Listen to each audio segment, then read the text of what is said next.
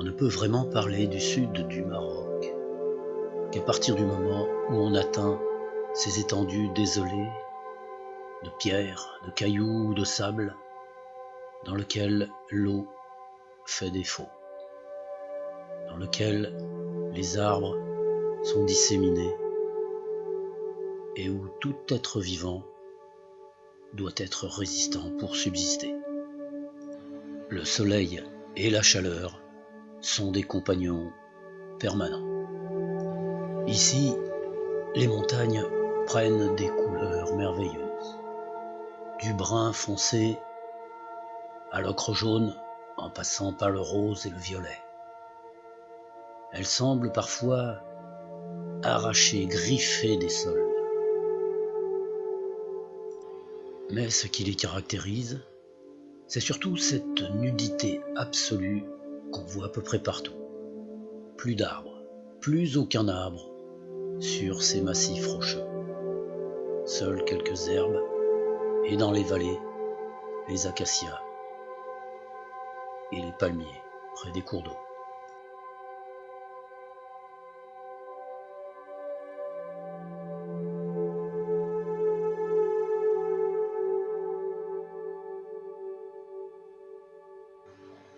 C'est bien avant d'atteindre le grand sud du Maroc qu'on aperçoit ces premiers dromadaires. Des animaux magnifiques, remplis d'intelligence et de beauté. Leur résistance à la chaleur et au manque d'eau est exceptionnelle.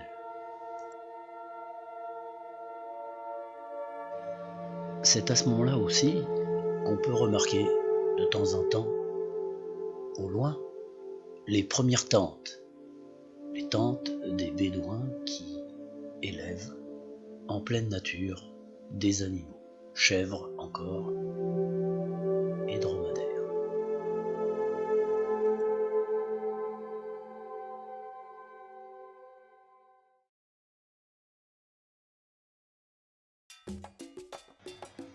Souvent, je passe la nuit dans des palmeraies.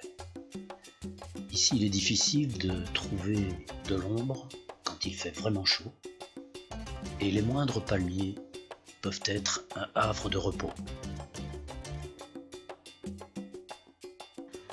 Ils offrent aussi au regard, pour l'occidental que je suis, un plaisir non dissimulé. Je profite des endroits où je m'arrête pour examiner la flore et la faune. Absolument tout m'intéresse. Les plantes, évidemment, les animaux que je rencontre, même s'ils ne sont pas très nombreux, mais aussi toutes les roches qui participent au relief de ces régions. De fait, je vais fouiller un peu partout et je filme tout ce qui me semble intéressant.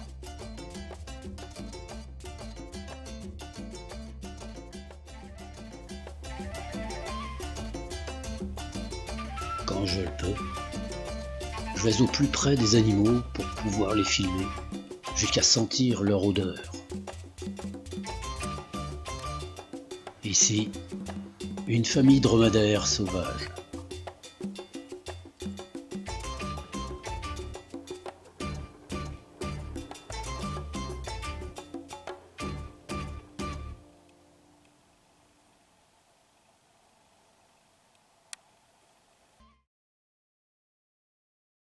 Parfois, je prends tout simplement mon sac à dos et je pars, seul, dans ce grand espace.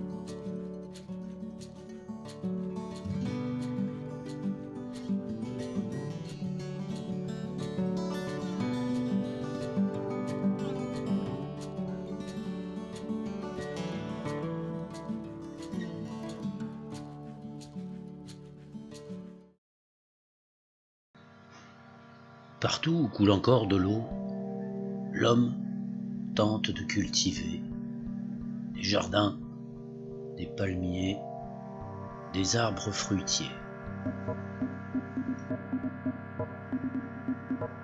C'est son seul moyen de subsistance. Les anciens villages, quant à eux, disparaissent petit à petit, laissant place à de nouveaux villages plus modernes, électrifiés. Seule la géographie des lieux ne change pas. Il faut donc s'adapter au monde moderne.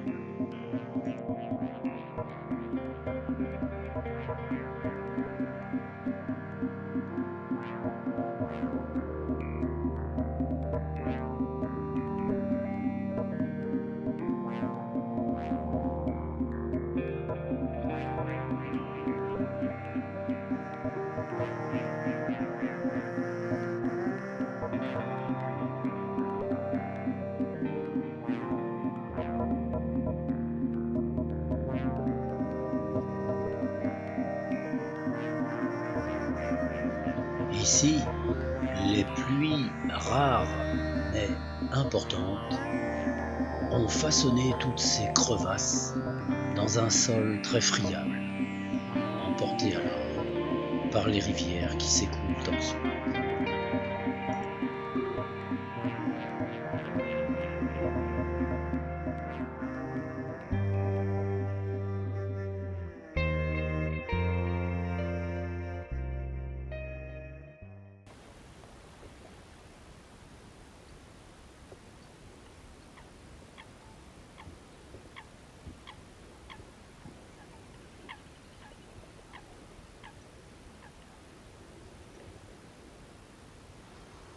Je me suis lié d'amitié avec beaucoup de personnes dans ces régions.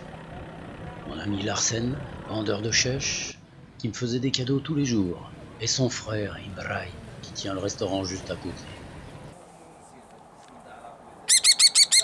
Mon ami Le Faucon, qui semblait toujours vouloir me dire quelque chose. Bien sûr. Regarde-lui celui-là. Là.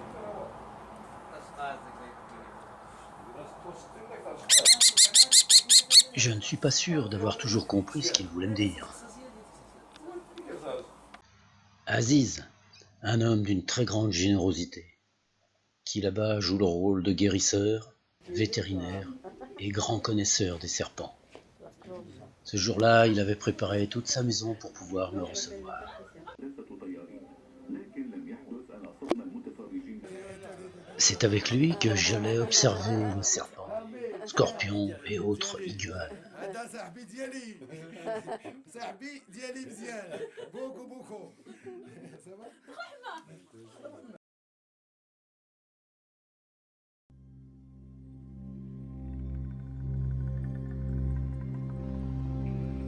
Les déserts ne sont pas faits que de sable.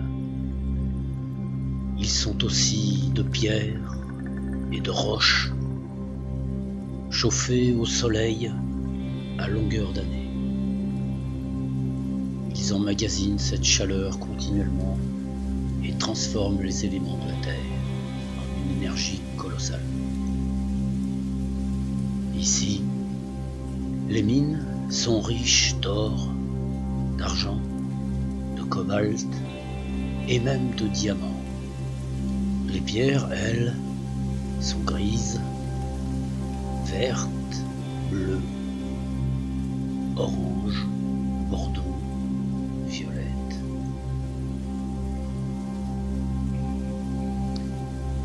De temps en temps, d'anciens villages apparaissent, faits de terre, de bois, de jonc, de paille, d'argile et d'eau. Ils témoignent encore de la splendeur du passé, de cette époque où l'eau coulait encore dans les palmeraies et où une population importante vivait dans ces villages à l'abri de la chaleur.